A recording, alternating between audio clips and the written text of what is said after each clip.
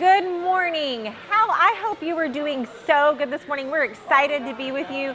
You know, one of the things I love about summer is I have realized that summer is for relationships. That, when I was a kid, I loved summertime because, we didn't have an alarm clock and we, ate the cereal watching The Price is Right. But what I really loved was I loved the idea that there was no schedule for the time that I could spend with people. And this summer, I hope that you find the same thing. I know in our house, we are really, really looking forward to our family vacations. We have a couple of vacations planned. We've got one with our family. We're going to head down to the river. I also have one with our friends. So you know what? If you're watching this morning, where are you going on vacation? I know last year was so crazy with COVID that there was so many of us who didn't get to go on vacation. So let us know. Are you going on vacation this year? And where are you headed? And you know what? If you're not going on vacation, that's okay. Just say hi. Let us know where you are watching from this morning. Are you watching from your kitchen? Are you watching from your couch? Wherever it is, just let us know and say hi. We have a great service plan. We are in week 4 of our Picture Perfect series, and it is a parenting series. And while everybody has a family, I love it, the fact that this series is all about relationships. And so whether you have grown kids or don't have any kids, you can get something out of this series. And I know that if you're watching this morning, that God has something for you. So stick around, listen to the message. And you know what? While the message is going on, let us know. Let us know what it is that God says to you during the message. All right, I'll see you afterwards.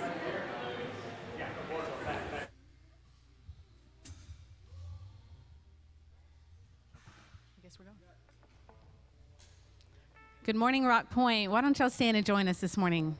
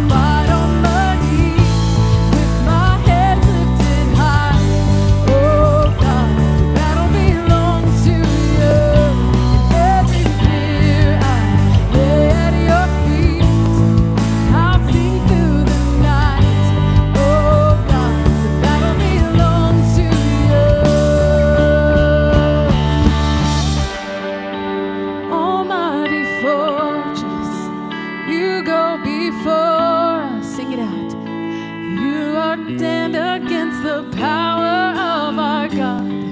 You shine shadows. You win every battle. Nothing can stand against the power of our God. An almighty fortress, you go before us. Nothing can stand against the power of our God. You shine in the shadows. You win every battle. Nothing can stand against the power of our God. An almighty fortress, you go before us. Nothing can stand against the power of our God. You shine in the shadows. You win every battle. Nothing can stand against the power of our God. So when I fight, I'll fight on my knees with my head lifted high. Oh God, the battle belongs to you. And every fear I lay at your feet. I'll sing through the night. Oh God, the battle belongs to you. Oh God, the battle belongs to you.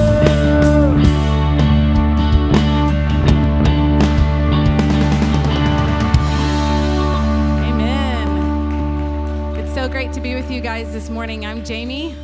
I'm the worship pastor at Liberty Hill. So it's great to be able to share the morning with you guys.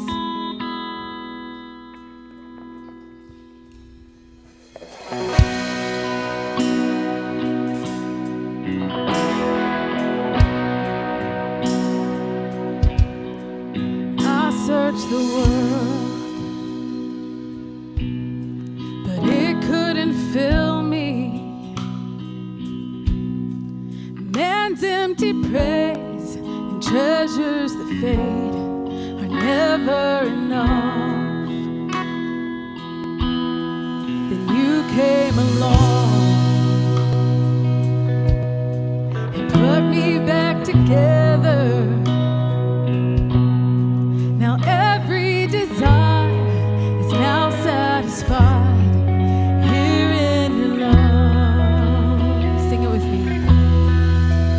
Oh, there's nothing better than you. There's nothing better than you, Lord. There's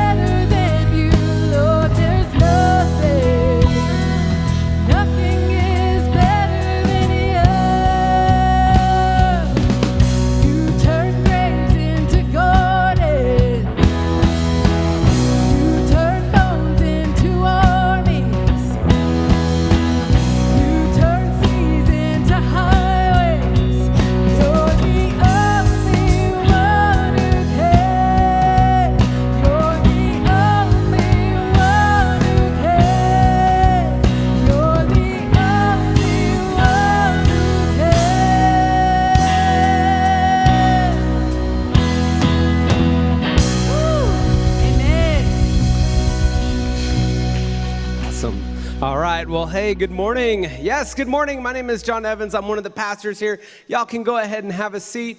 Just want to take a second and welcome everyone here in person and also online. We are kicking off summer. Hopefully you have your summer plans figured out, some vacations happening. Kids, it's great to be out of school. And so we're so excited about all the things happening here at Rock Point Church over the summer. So you're going to have to stay tuned for all of that. But real quick, just want to welcome everybody in the building and also online who are here for the first time or watching for the first time. And we'd sure like to know that you are with us, and we have a real easy way for you to let us know that. We've got a key word for you to text to the phone number 512-710-2323. And that just lets us know that you are with us, and it gives us the opportunity to connect, hear a little bit more about you, how you found Rock Point, and say hello. Also, we have a way to connect if this isn't your first time. We've got a QR code, and this will just let us know how you're doing. This will let us know how we can help you take a next step. Maybe you've moved. You can change your info there as well.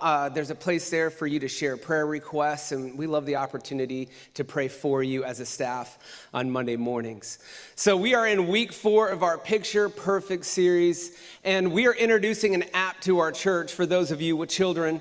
It's a free app. You can download it in the App Store. It sets up a bio for your kids, and all through the week, it gives you pointers and ways to connect and help your children grow spiritually, and it's a great way to connect with your kids. And so each week, we're highlighting something from that app through a video, and so we have a video that we want to share with you. Go ahead and check it out. Today, we're going to be talking about another moment you guys can have this summer with your kids. We've talked about all kinds of incredible moments that maybe you have to drag your kids into this summer. This one, I promise, you are not going to have to drag your kids into. You may have to drag yourself into this moment. What am I talking about? Well, here's the deal. Every summer, your kids get into something new, whatever that may be. It seems like every summer there's something else new that my kids are really into, whether that be a new vlogger on YouTube for my teenage girls, whether that be a new type of toy or game that my son is into. Things constantly rotate. And most of the summers, I'm just gonna let them enjoy that part of their little world. But what if, just for this summer, you guys decided to lean into those things that your kids are into a little bit more than you normally do? Here's an example. This summer, that musical came. This is the Greatest Showman. You guys know what I'm talking about. And my kids were driving me crazy because they were listening to it 24/7. Listen, I like the movie, but I didn't know every word to that musical. But you know what I did for my daughters? I memorized every word to the first song on the record, the very first one. And when my daughters got into the car and they plugged in their device and they cranked up This Is the Greatest Show, guess who knew every word to that song? Yeah, me, yours truly. And they were floored that I was singing louder than them, and I secretly did this. And do you know what that did for our relationship? It took my 14 and 15-year-old daughter and myself, and it's not like there were miles between us, but it brought us so much closer, because we do believe this at Parent Q. We must be fighting for our kids' hearts constantly, and that's what we're asking you guys to do. We believe when you fight for your kids' hearts and you get into what they're into this summer, it's gonna really tighten up your family unit.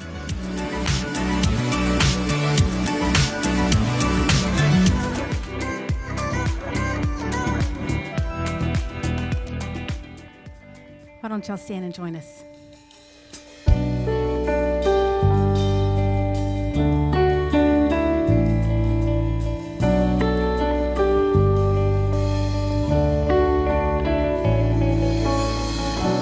Days may be darkest, but your light is greater. You light our way, God, you light our way. When evil is rising, your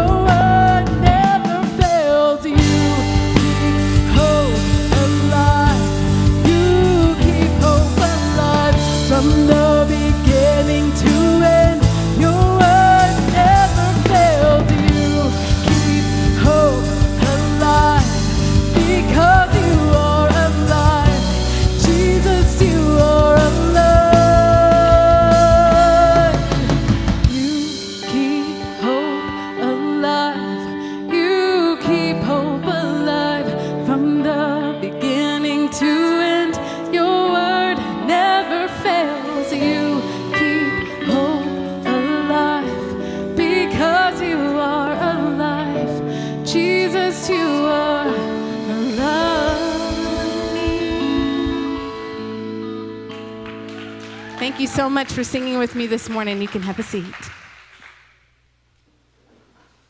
White eyes, big dreams, made from all them memories. When the sea covers me, pull me out. When I'm up in the clouds, catch me on my way back down.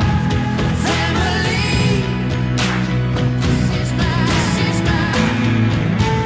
family. This is my family. Well, good morning. How are you?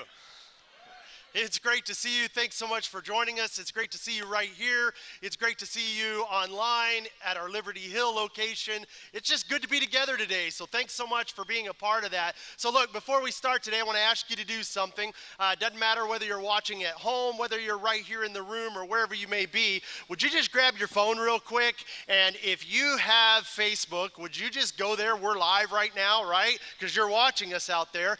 If you have Facebook, if you have YouTube and you're watching that, would you just go and either check in or would you just share this? And let me tell you why as you're doing that, right?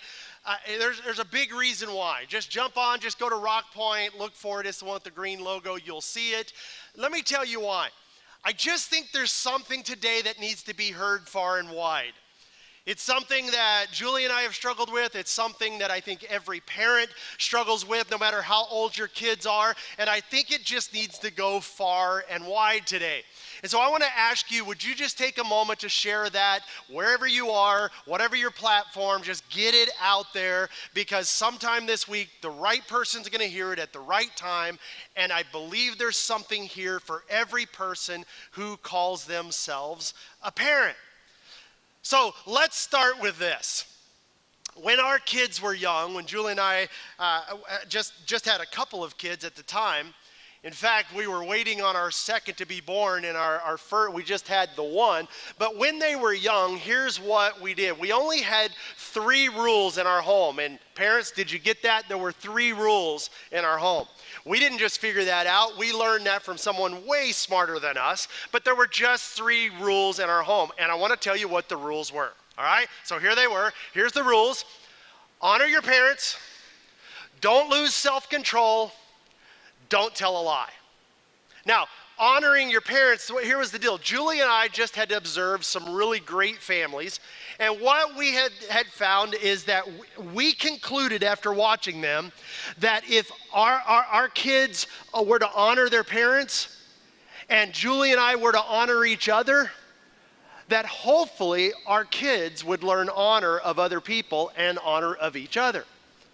And we just discovered, get this, we discovered through the years that honoring mom in the home is like a foundational rule, because that was really important to us that our 2 sons learned how to show honor and respect to women.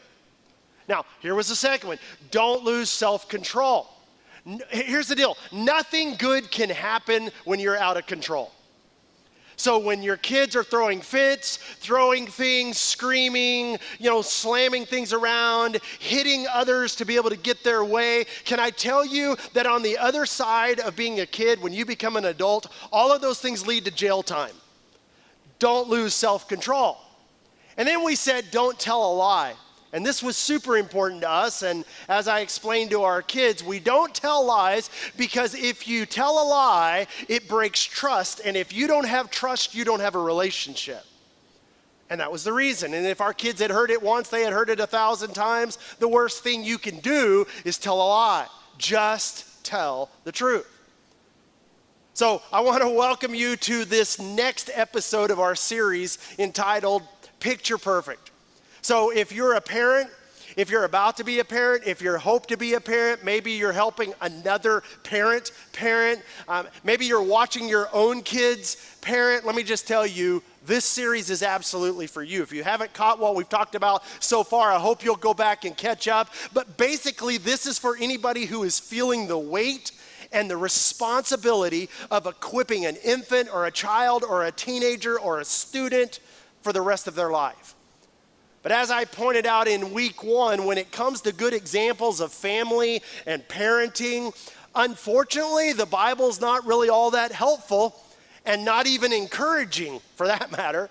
On the other hand, when it comes to examples like real world examples of family dysfunction, the Bible is actually your best place to go look for it. And as we said last time, thankfully, Jesus and the authors of the New Testament gave us the foundation and the application for being great parents. And look, although Jesus never directly talked about parenting, he actually laid the foundation for parenting whenever he laid the foundation for what followers of Jesus' behavior should look like. And he did this when he issued what he called his new command. Let me tell you what his new command is. Here it is. His new command was, love others as Jesus loves you. That's his new command. All the rules that you had to take and be a part of before, all those 630 something rules that you were following in religion, all those go away. Love others as Jesus has loved you. And so the way forward for us parents is actually embedded in this command. And Jesus wasn't talking specifically to parents when he commanded us to love as he loved. And so fortunately, the Apostle Paul comes along and he gives us some handles on love. Some love handles. See, they're not all bad, right? Because what Paul did is he explained, what does it actually look like to apply the Jesus brand of love in the real world? And he says, here's how love behaves under pressure. Here's how love behaves at home. And Paul's most famous explanation of what the Jesus brand of love actually looks like and behaves like is found in his letter to the Christians living in Corinth. We call that the letter of 1 Corinthians. So look, if you were with us last time, you'll remember we only got 3 words in, right? And the 3 words were just simply this: love is patient. And then we got all stalled out there because oftentimes, isn't it true, it feels like parenting kind of falls apart with that right there. And so Paul has a lot more to say that pertains directly to parenting. And so here we go. Love is patient. And then up next, as you can see, is love is kind. Now, that might sound a little soft, even weak. But let me say it this way. Kindness is actually an expression of strength. In fact, here's what I want you to know. That unkindness is weakness. Unkindness demonstrates a lack of self-control, and we're back to rule number 2 in the house. If you are unkind, you have lost control of yourself. Something else is now controlling you. Unkindness is a lack of self-awareness. Unkind people oftentimes don't even know they're unkind. And look, I've shared this before, but honestly, I think that this is so relevant in a discussion on parenting, maybe more than anywhere else. Here's what's so important, is that kindness is choosing to loan someone your strength rather than reminding them of their weakness. Now, parents, here's the thing. Your kids already know where and when they failed. They don't need you to remind them of their failures, especially by you, Mom, because your words weigh about 100 pounds. And dads, your words weigh about 500 pounds. And I don't know why, but they do. So loan your kids your strength and then let the world around them remind them of their weaknesses. Because just like you, your kids wake up every single day wondering if they're gonna measure up and if they've got what it takes. Every day, the world that they live in makes them doubt themselves. So when they fall short, when they don't measure up, when they mess up, parents, find a way to side with them, not against them. Loan them your strength. You say, okay, Shane, that sounds good, but what does that look like? Let me give you a real life example that happened to me. When I was about 16, I got this job at a burger joint, flipping burgers, and then I graduated up to the fryer, and I was working the fryer. And so one night I was on the fryer and I was working along, and I pulled out this chicken patty and I turned over to put it out on the tray, and it came out and it fell on the floor. And so I grabbed it and I threw it in the trash can. Well, I didn't know that the manager was watching, back behind me, watching me, until he said to me, hey, don't do that. And I said, oh, okay, yeah, sure, I'll be more careful. And he said, no. I mean, don't throw that away. I was like, what? He's like, yeah, just get it and put it back in the fryer. And I thought, okay, well, I do have some personal standards here, but okay, whatever. And so I continued on, and he said, no. I mean, get that out of the trash and put it into the fryer. The oil will cook all of the stuff off. And I stood there as a 16-year-old kid looking at this guy, and I finally said, you know what? I'm not going to do that. So he did. And then he took it out of the fryer, and he put it over where I was trying to put it, wrapped it up into the sandwich, and handed it to me and said, go give it to those people. And I stood there looking at this grown man who was the manager of the store, and I just said, yeah, you know what? I'm not going to do that either. Well, needless to say, I didn't work there any longer. And so, of course, I was a little afraid to go home and tell my parents that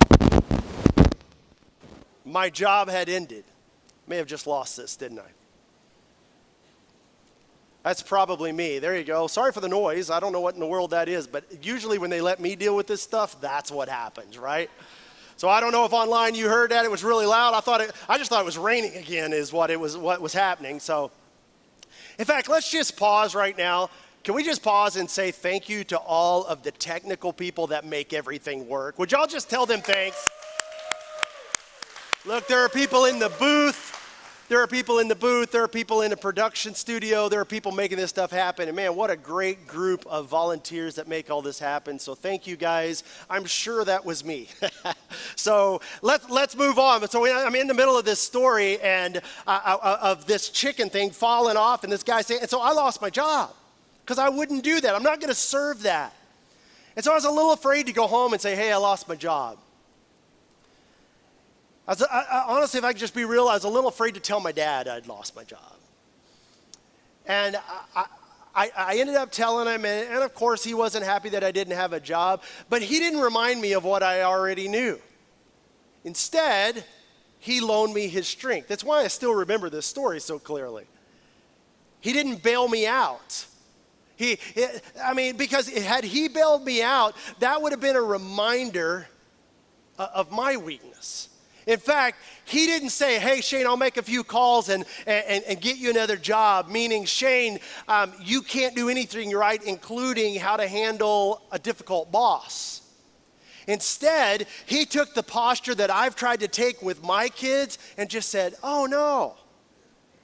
In fact, can I just tell you, parents, that is a great habit to get into no matter what happens or when your kids get in trouble. Just go, oh, no. That's too bad. I'm sorry you don't have a job anymore. And that's it. And he just said, I'm sure you'll find another job. And then he left it up to me to try to figure it out. He honored me by assuming that I was smart enough and responsible enough to figure it out. He sided with me, not against me. And let me tell you, this is a big deal. And so let me just throw this out there.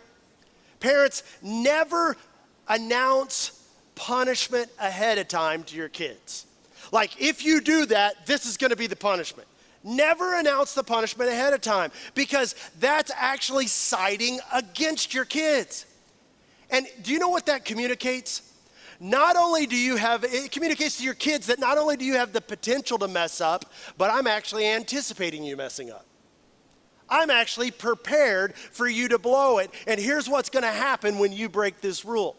Look, don't threaten. Just expect the best and then act shocked when they mess up. Like, oh no, I didn't see this coming. That's terrible. Now you're going to have to face the consequences. I hate that for you. Take their side.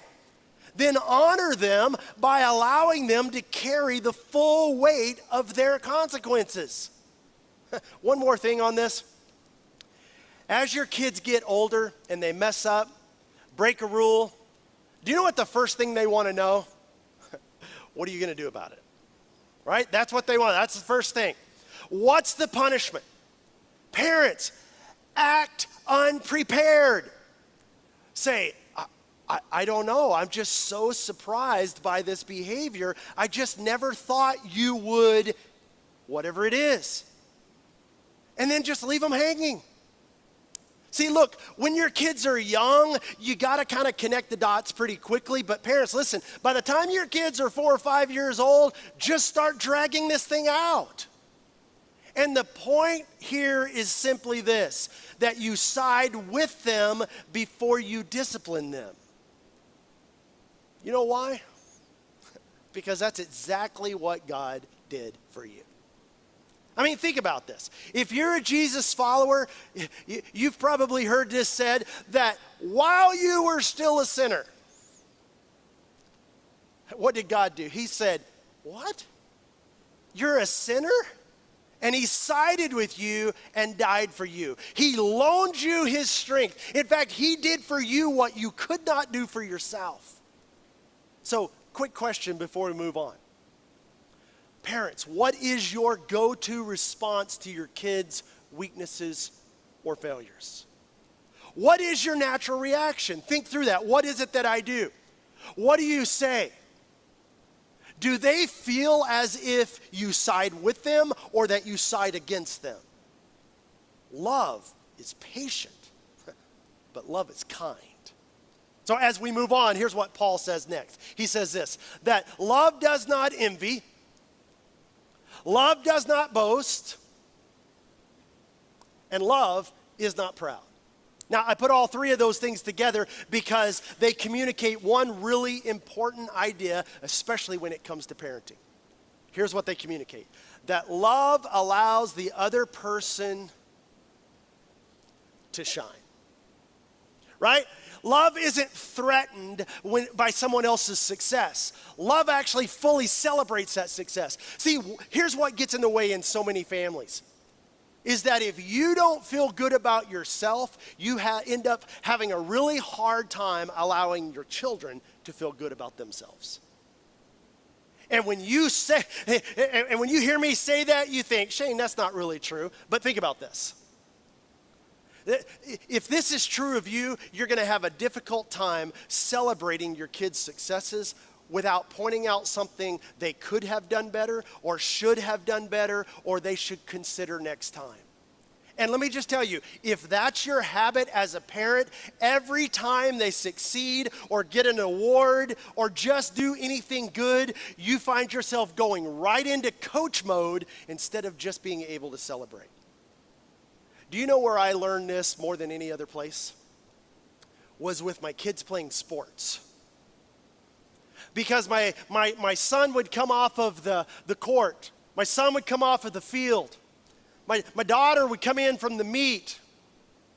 And in sports, we would talk through how it went and what they could do better. And every single time, I found myself sliding into coach mode with my kids. One day realizing I'm never celebrating what they did great. So I came up with a new idea that I needed to do for the health of our relationship with my kids.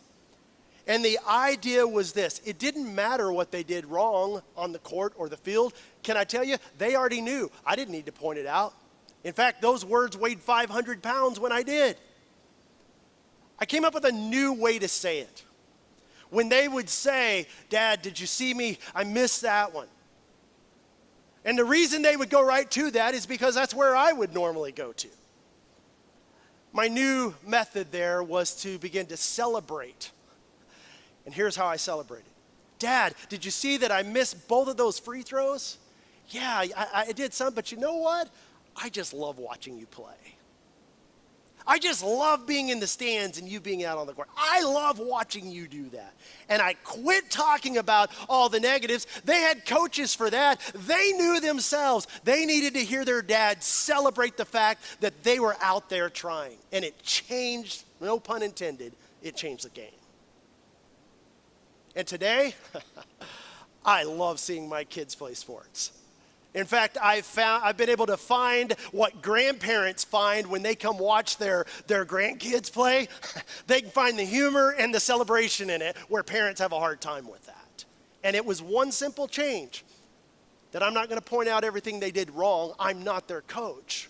I'm their parent, and I'm to celebrate their success. Now, let me tell you where this dynamic ends up playing out. It's in the area of sarcasm. And let me just tell you, there is no place for sarcasm between a parent and a child. And generally, the parent starts it, right? I mean, this is true regardless of the age of your kids. Just eliminate sarcasm. And here's why. Your words weigh too much. Your words cut too deep. Sarcasm is for you and your buddies. But you and your children are not buddies. And here's the thing. You as a parent will always win the sarcasm contest. But love never tries to win. And when you say, oh, I was just kidding, oh, I was just playing, let me just tell you, that is a waste of breath because the damage is done and it was unkind for you to say it, even if you excuse it by saying, I was just kidding. Now, look at what the Apostle Paul says, because here we come back to one of the 3 rules in our home and why honor was at the top of the list. Look at this next verse. That love does not dishonor others. And in the families that Julie and I have been most impressed with, there was this culture of mutual respect. They honored one another. In fact, I love this word. Here's what they actually did, is they actually deferred to one another. Right? There was no tolerance for dishonor or disrespect, like none. I mean, honest, intense conversation, absolutely, but not disrespect. And here's why it's so important. Because honor is superior to obedience. But we often get this backwards. If your goal raising your kids is simply obedience, you're selling your kids short. When there's a lack of honor, you can't even have enough rules, right? If you don't have a culture of honor in your home, look, you know this, it's exhausting when you don't have it because it's just, it becomes this game of catch me if you can. Like you said to be home by 9, but you never said 9 p.m. Right? But it doesn't have to be that way. Obedience is really an answer to the question, what's the least I can do without getting in trouble? I mean, that's what obedience is. And you know this. Obedience isn't at the heart of every great relationship. It's not. Honor is always at the heart of every great relationship. Obedience is just saying, can I find a loophole? Can I find a workaround? But there are no loopholes. There are no workarounds when it comes to honor. Learning how to honor another person doesn't come naturally. And it actually is at the bullseye. It hits the bullseye of our self-centeredness. Why? See, honor demands that we put someone else ahead of ourselves. And why would we do that? Because as a Jesus follower, you are celebrating the fact that God put you first when he allowed his son to feel the full weight of your sin. So look, parents, model it, teach it, expect it, and look for ways to build this honoring behavior into the rhythm of your family life. And parents, look, you know this, but I'll say it anyway. It begins with you and the way you treat and honor each other. So Paul's just spot on, and he moves on, and here's what he says. He says, be devoted to one another in love. Say, well, okay, well, how do you do it, Paul? Paul says, simple. you honor one another above yourselves. See, healthy marriages are always about mutual submission. In other words, you put the other person first. A healthy marriage, get this, it's simply a race to be at the back of the line.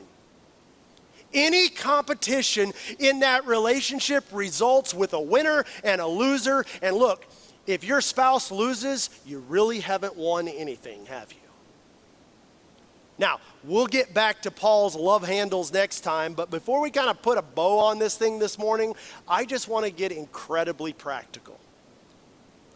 That if you choose, and let me tell you, I hope you will, if you choose kindness and honor for your home, then any behavior that is dishonoring requires disciplining. Now, in our family, dishonor was anything that was dishonest, disrespectful, or disobedient. Let me say that again. That dishonoring was anything that was dishonest, disrespectful, or disobedient. And we disciplined for those things. Now, childish behavior, that's different. We corrected for childish behavior, but we disciplined for dishonesty and disrespect and disobedience. So if you choose kindness and honor for your family, then any behavior that is dishonoring requires discipline. You can't ignore it. In fact, ignoring it rewards it. Look, you already know this, that what gets rewarded is repeated. I mean, you know that's true. So if you want to raise dishonest, disrespectful kids, just ignore honor. And that's really all it takes, because nature will take over from there. But if you don't want dishonest, disrespectful kids, you have to discipline for it. But here's the thing. For discipline to be effective, it has to directly address the fact that a relationship has been damaged. In fact, maybe a question will help explain that just a little bit. Think about it this way. If dishonoring behavior breaks the relationship, remember like what we're talking about? Remember, I don't want you to lie because lying breaks a relationship. So if dishonoring behavior breaks a relationship, what should be the goal of our discipline? If the fundamental problem with dishonesty, disrespect, or disobedience is that it breaks trust, what should the goal of our discipline be? And look, if there's not really a goal in your discipline, then it's not discipline at all. It's just punishment. Because discipline actually makes a person better. That's why we all wished we were more disciplined. We don't ever say, I wished I was more punished. I wished I was more disciplined. Punishment rarely makes anybody better. It just makes people more careful that they don't get caught the next time. And here's why. Because the message of punishment is this, is that if you don't obey me, bad things are going to happen to you. And when you think about punishment going on in many homes, assuming it's going on, it's typically rarely anything less than just a payback. Like you did something bad, so I'm going to do something bad to you. You inconvenienced me, you embarrassed me, so I'm going to inconvenience and embarrass you. That's not a goal. What should the goal of our discipline be? And the answer is simply this: restoration of the relationship. If disobedience, disrespect, and dishonesty damage the relationship, get this, here comes the takeaway, that discipline should facilitate restoring the relationship. So discipline your kids toward relationship restoration. And let me just tell you, the sooner you start, the better, but it's never too late. But the sooner you start, the better, because relationship restoration is something we have to be taught. We don't come into the world knowing how to do that. I mean, let's face it. You know some adults that have never figured that out. I mean, perhaps you've never figured that out. In fact, if you've ever said, I don't know why you're still so upset, I said I was sorry, or anything like that, then perhaps you've never learned the art of restoring a relationship. And if you're sitting here thinking, doesn't saying sorry actually restore the relationship? Doesn't saying sorry kind of get us back to where we were? No. In fact, in some cases, simply saying sorry is just insulting. And it communicates you know something must be wrong with you if you're still not okay after I said I was sorry. And the fact that so many parents don't get this explains, honestly, why so many parents have ineffective discipline going on in their homes. Because they punish as a standalone event, and there's no goal, and there's no lasting outcome, and nobody gets better because of it. There's just so little creativity in parental disciplining, and parents just take things away. And maybe that's your habit right now. You put your kids in timeout. When they're older, you put them on a restriction. You ground them. None of which has anything to do with restoring a broken relationship. Well, Jimmy backtalked me, so I took the PlayStation away for a week. Really? Well, how's their relationship going? Well, he hates me. Of course he does. Taking stuff away should be a last resort because nobody learns anything. They just try harder not to get caught the next time. Now look, if you're kind of tracking along with me, you may be thinking, and I hope you are thinking, okay, Shane, I get it, but how? How do you do this? Here's what you need to know as a parent. Here's what your kids need to know. And you need to understand this in your marriage as well. In fact, this is important in every relationship. That at the core of every wrongdoing is a damaged relationship. You got to get this in your relationships. You got to get this in your marriage. You got to get this between you and your kids, that at the core of every wrongdoing, there is damage that has happened to a relationship. At the heart of any act of dishonesty or disrespect, at the core of every wrongdoing, something hasn't just happened. At the core of what happened is a damaged relationship.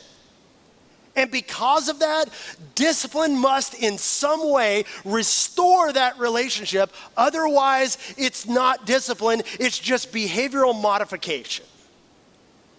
See, discipline is an art of just building that bridge back to someone, especially if you participated in tearing it down to begin with. My guess is you taught your kids to apologize. I mean, I certainly hope you did. And an apology is part of mending a relationship. But parents, require your kids to apologize in complete sentences. Sorry is not a complete sentence. Sorry is actually a sorry excuse for an apology. They've got to own it. So you need to give them a pronoun to go with it. I'm sorry. They've got to own it. And here's the thing, our kids have got to understand, regardless of how old they are, that when they are dishonest, when they are disrespectful, they have actually taken something away from the other person. When you take something away from someone else, you owe them something, which is why in our language we say, you owe them an apology. But in most cases, we owe them more than an apology. And so here's what I would suggest, and look, if you don't like this, it's okay. You can just come up with your own, and that's good too. Teach them to say, I'm sorry, and then they need to explain what it is that they're sorry for. And you gotta make them say it so that they can own it. I'm sorry I disobeyed you. I'm sorry I kicked my brother in the teeth. I'm sorry I came home late. I'm sorry I didn't answer when you called. And then add this to the end of the sentence. Is there anything I can do to make it up to you? Now, let me just warn you, parents, they are going to hate this part. They're going to hate it. But I'm telling you, this is how you help your kids understand that they took something, so they owe something. And when you teach them to think like that, you are laying the groundwork for restoration and restitution inside relationships. So look, you can do this. Do you know where I learned that? That concept that I just shared with you is at the center of our faith as Jesus followers. For all have sinned, and we broke our relationship with God. And what did God do? Punish us? No, he didn't have to. Because parents, you'll discover eventually, as we all do, that sin has a built-in wage with it. Sin has a built-in payment plan. All sin comes prepackaged with consequence. So instead, what did God do? He made the first move to restore us to him. And then he sent us out into this broken world to restore our broken relationships with the ones that we broke. See, we broke them through our dishonesty and our disrespect. The relationships that we damaged, we did it with our impatience and our lack of kindness and our dishonoring responses and behavior. And God, our Heavenly Father, has given us the responsibility of teaching our kids how to restore their broken relationship as well. So loan them your strength.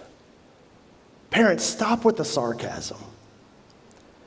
Discipline towards relationship restoration. And do you know what that's called? Good parenting. And you know how we know that? That's because what our heavenly, get this, Father did for you. And let me just tell you, we'll pick up with our final piece right there in Picture Perfect. Let me pray. Father, thank you for today. Thank you for what you've taught us by the way you've treated us. God, today there's a whole lot of heavy parenting skills here. God, would you help us? Would you help us to look at what you've done to us, to what you've done for us, to how you've treated us, how you've loved us and shown honor to us. And God, would you help us to, in turn, do that same thing in our homes, with our families, specifically with our kids. But God, would you help us to do this in a great way in every relationship? Father, we're grateful for what you gave in this new command to love others as you've loved us. And it's in Jesus' name we pray. Amen. Wow, what a good message. I know that message had so much information. There were so many really good points. And my hope and prayer for you today is that you will take little bits of that message and that you will implement them into your parenting, into your relationships, and into your life. You know what? We have what we call next steps at Rock Point. And whether your next step is giving or sharing a prayer request, joining a group, it doesn't matter. We just want you to take your next step. So you can scan the QR code and let us know what your next step is. And you know, one next step might be downloading the Parenting Q app. And you know what? That is the app that we talked about during the message, and we have shared a little bit about it. It is a great app. It gives you daily reminders for things to do with your kids. There's tons of information in there. And you know what? It has been a huge resource for me and for my family, and I hope it is for you as well. You know what? I want to say have a great week, and we'll see you next time. Bye-bye.